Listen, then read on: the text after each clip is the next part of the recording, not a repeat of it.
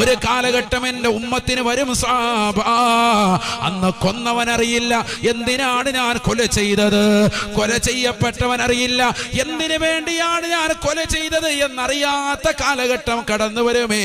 രാഷ്ട്രീയത്തിലും സമുദായത്തിലും സമൂഹത്തിലും അത്തരത്തിലുള്ള കൊലപാതകങ്ങൾ അധികരിക്കുന്ന കാലഘട്ടമാണതെന്ന് ഹബീബുനാ ശഫീഉനാ റസൂലുള്ളാഹി. ലോകാവസാനത്തിന് മുന്നോടിയായി ഇത്തരത്തിലുള്ള കൊലപാതകങ്ങൾ അധികരിക്കുമെന്ന് 1400 വർഷം മുമ്പ് ആദരവായ പ്രവാചകൻ പറഞ്ഞത് ഇന്ന് നേർക്ക് നേരെ പുലർന്നുകൊണ്ട് കാണുന്ന സമൂഹമായി മാറിയില്ലയോ? നഊദു ബില്ലാഹ്.